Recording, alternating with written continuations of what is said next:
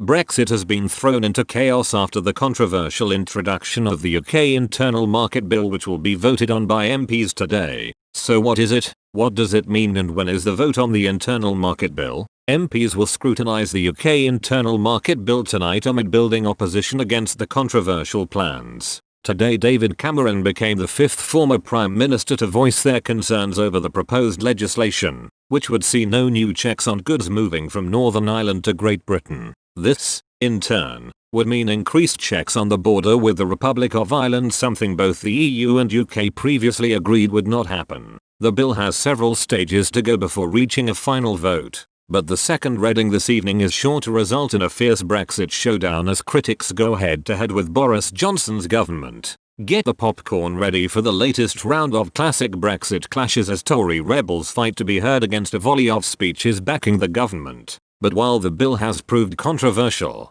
it may be that any rebellion will merely see rebels abstain from voting rather than vote against Mr. Johnson at this point. Any rebellion at this stage will likely be limited to a few abstentions. Internal Market Bill timetable. The second reading of the Internal Market Bill will begin in the House of Commons today 3:30 p.m. Cabinet Office Minister Michael Gove closes the debate and MPs will then vote tonight on the second reading, with the vote expected to take place as late as 10 p.m. Following this, the bill will see further Commons debates on Tuesday and Wednesday, and the debate will rage on next Monday and Tuesday before the final vote. The full schedule is as follows: the 14th of September, second reading; the 15th of September, Committee of Whole House Day 1; the 16th of September, Committee of Whole House Day 2; the 21st of September, Committee of Whole House Day 3; the 22nd of September, Committee of Whole House Day. For the remaining stages are yet to be confirmed, but the bill must pass both houses of Parliament for it to become law.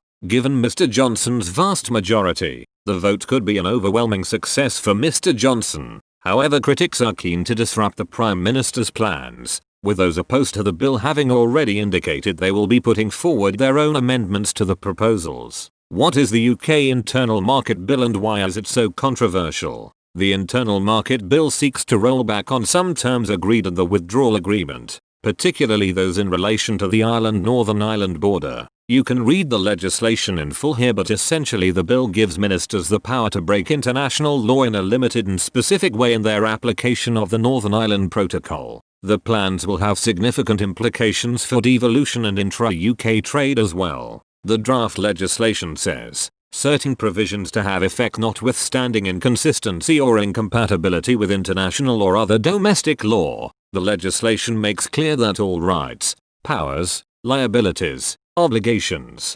restrictions, remedies and procedures which are, in accordance with Section 7A of the European Union Withdrawal Act 2018 will be recognized and available in domestic law. Former Attorney General Geoffrey Cox has claimed he shall have no choice but to withhold his support for this bill, but that's not to say he'll necessarily vote against the government, but rather abstain tonight. Speaking to Times Radio, he said, "I have spoken to the Prime Minister. We've had long discussions and I know the Prime Minister is giving very careful thought to these things. And I know the government feels that it really has no choice, that if the actions of the EU are borne out, if the statements they appear to have made are fulfilled, it would place an enormously difficult problem in the way of the United Kingdom and Northern Ireland. It would amount to a demonstration of a want of good faith for which the government should take action. It's just the action it should take, in my view, shouldn't be unlawful." While Home Office Minister Kit Malthouse insisted he will vote for the UK Internal Market Bill, even if it breaks international law.